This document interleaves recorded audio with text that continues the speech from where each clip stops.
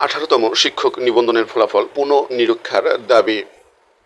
18তম শিক্ষক নিবন্ধনের চূড়ান্ত ফলাফলের গুরুতর অনিয়ম ও বৈষম্যের অভিযোগ তুলে ফল পুনঃনিরীক্ষার দাবি জানিয়েছেন পরীক্ষায় অংশগ্রহণকারী চাকরি প্রত্যাশীরা।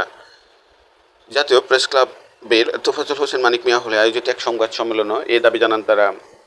সংবাদ সম্মেলনে লিখিত বক্তব্যে পাঠ করেন সোনিয়া আক্তার। তিনি বলেন, লিখিত পরীক্ষায় উত্তীর্ণ হয়ে আমরা ভাই আত্মবিশ্বাসের সঙ্গে অংশ নিই এবং যথাযথভাবে উত্তর প্রদান করি। তারপরও আমাদের অকৃতকার্য দেখানো হয়েছে, যা আমাদের প্রত্যাশার সম্পূর্ণ বিপরীত।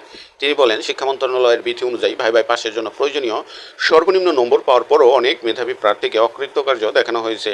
20 নম্বরের ভাই 12 নম্বর নির্ধারিত একাডেমিক ফলাফলের জন্য বাকি 8 নম্বরের মধ্যে মাত্র 3.2 নম্বর পেলেই উত্তীর্ণ হওয়ার কথা, কিন্তু বহু প্রার্থী সব প্রশ্নের সঠিক উত্তর দেওয়ার পরও অকৃতকার্য হয়েছে, যা ভাইবা বোর্ডের মন গড়া সিদ্ধান্ত বলে অভিযোগ করেন তিনি। লিখিত বক্তব্যে পরিসংখ্যানে টানা হয় যে কিছু বোর্ডে 30 জনের মধ্যে মাত্র একজন উত্তীর্ণ হয়েছে, আবার কোথাও 30 জনের মধ্যে 29 জনই পাশ করেছে।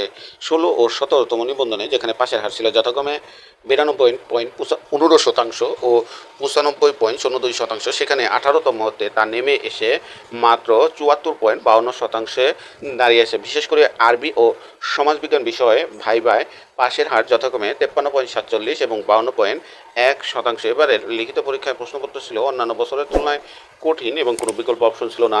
এমন তারতম্য বৈষম্যের ফলাফল প্রক্রিয়া নিরপেক্ষতা ও স্বচ্ছতা নিয়ে প্রশ্ন তুলেন তারা। চূড়ান্ত ফলাফল প্রকাশের পর থেকেই ফলাফল পুনর্মূল্যায়নের দাবি জানিয়ে আসছেন তারা। এরই ধারাবাহিকতায় গত সোমবার আন্দোলনরত প্রার্থীদের 6 সদস্যের একটি প্রতিনিধি দল যমুনা ভবনের প্রধান উপদেষ্টা সহকারী একান্ত সচিব সাব্বির আহমেদের সঙ্গে সাক্ষাৎ করেন। তিনি বিষয়টি সমন্বয়ের আশ্বাস দিলেও এখনও কোনো দৃশ্যমান অগ্রগতি নেই।